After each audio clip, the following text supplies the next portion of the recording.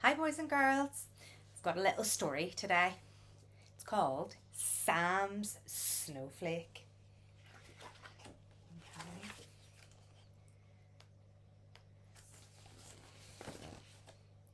It was Christmas Eve and Sam felt very excited. Dad was setting off to the forest to fetch a special Christmas surprise. "Don't be long," said Sam, giving him a big bear hug. "I'll be back as soon as the first snowflakes of snow start to fall," smiled Dad. Sam couldn't wait for the snow to come. Every Christmas, Dad helped him to make a snow bear, took him tobogganing, and played roly-poly snowball fights. "Well, when will Dad get home?" sighed Sam. "Don't worry," laughed Mum. "Dad will be here soon, and so will the snow.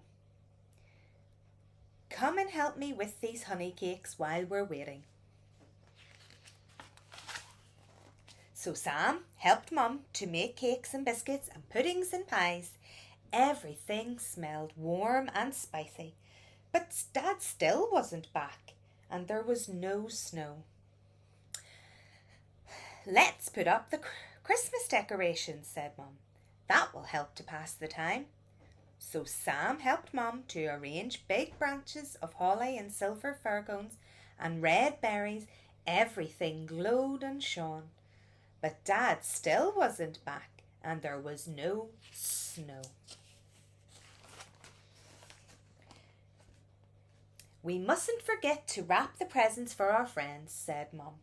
So Sam helped to make a big pile of coloured parcels. But Dad still wasn't back, and there was not a single snowflake. Sam looked out of the window.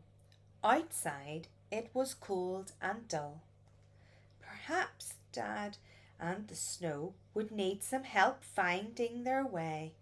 Sam had an idea. He found some paper and glitter and cotton wool. Then he was busy for a long time while Mum roasted some chestnuts over the fire. At last Sam said, "Look, it's ready." It was Sam's snowflake. "If I put this in the window, the snow will find our house," Sam said happily. "And so will Dad." It was getting late, and Sam stuck the snowflake high in the window, and Mum hung up his stocking. "Time to go to sleep," she said. "Dad should be here when you wake up." "I do hope so," thought Sam, as he snuggled under the blankets. Sam's snowflake shone in the window. Outside, high in the dark sky, a single star burned brightly. At last Sam yawned and blinked and fell asleep. Out in the forest, Dad was still far from home. He walked along slowly, pulling something heavy behind him. He looked up and sniffed the air. "Snow's on the way," Dad grunted. "Sam will be pleased." Before long, the wild winter weather swirled through the forest, blocking the paths and darkening the sky. But in the distance, Sam's snowflake shone out bravely like a star. There's it there, boys and girls. I don't know if you can see. It's on the house. What's this Dad's pulling? A big Christmas tree, yes.